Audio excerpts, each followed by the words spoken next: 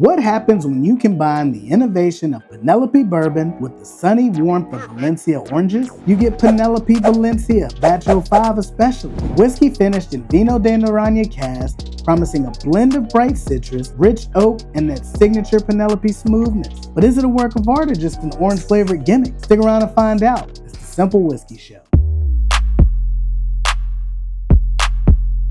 Simple whiskey, Cyncere. Here to keep it 100. What's the ABV? Keep it simple. Simple whiskey. It be sweeter.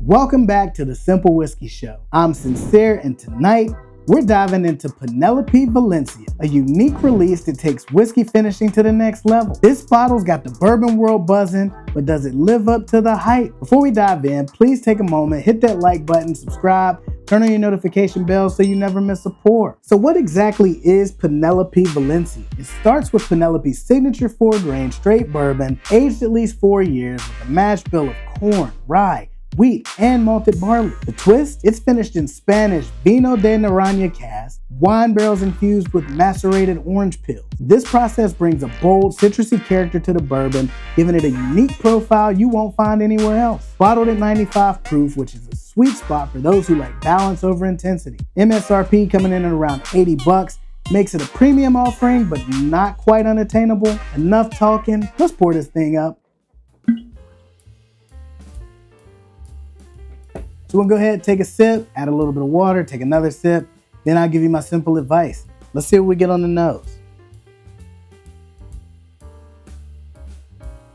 First thing I get on the nose is sweet orange notes, no surprise. It is layered, I do get a little bit of vanilla on it, a little bit of caramel, and a bit of an almond note on the back end. There's also a light floral undertone, almost like orange blossoms. Is orange blossoms even a thing? I get orangey notes and some sort of flower. Is that better? That's more of the raw, real, and uncut. Anyway, it's bright yet grounded by a little bit of that Penelope oakiness. But let's see if the palate can match the complexity I got on the nose.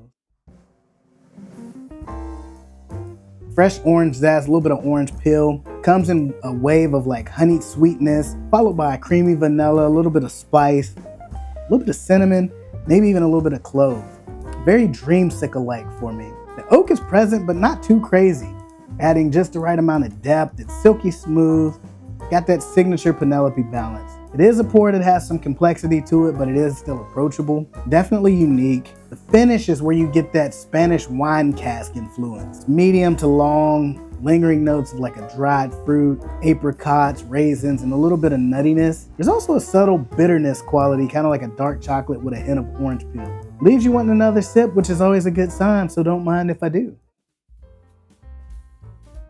The orange note that I got on it that had that more of a bitter flavor is more of a brighter orange note second time around, almost like an apricot note. You still got the creamier mouthfeel on it, you still got a creamier note to it, somewhat like a vanilla or some sort of a vanilla cream even, which is where I get that dreamsicle note I mentioned earlier. But then again, it opens up even more on the back end to where you get a little bit of oakiness or some sort of a spice. Super good, but let's see what happens when we add water to it.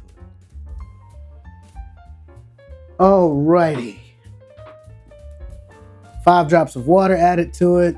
I feel like, I know I've said it before, but I feel like I get so much more caramel every time I add water to any bourbon, whiskey, whatever. Something about it, as soon as I go back in for that nose, it's automatically a big burst of caramel. But I still get the orange notes too, the citrusy note. Caramel, citrusy, that's about the bulk of what I get on the nose after adding water.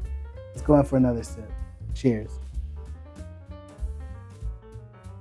Okay, not bad. I get a candied orange peel, a little bit of honey, and still that vanilla cream with a little bit of that oak on the back end, just nowhere near as spicy as the first go around. All right, simple thoughts on Penelope Valencia. MSRP, $80. Fair for the amount of complexity and uniqueness that you get on this one. Proof, 95, so it's balanced, approachable, and versatile at the same time. Finish, the Vino de Noronha cask bring a bright citrus note to it. Refreshing, but it's not overpowering. Is it for everyone? Maybe not. If you're into bold, spicier bourbons, you might feel that this one is a little bit too light, but if you're looking for something innovative and balanced, then this is definitely a winner. Simple advice on this one: initial thoughts, why, but it is one of those limited bottles, so it may not last long. And if you tasted it and you liked it, then it's a buy and a backup. Let me know in the comments down below what you think of Penelope Valencia. If you're into unique whiskeys, check out my review on Jim Beam Winter Reserve. It's another bottle that pushes the boundaries with its finishing process. And like whiskey, life is about balance. Sometimes the brightest moments come from unexpected combinations. Here's to full glasses, shared stories, and keeping it simple. Cheers.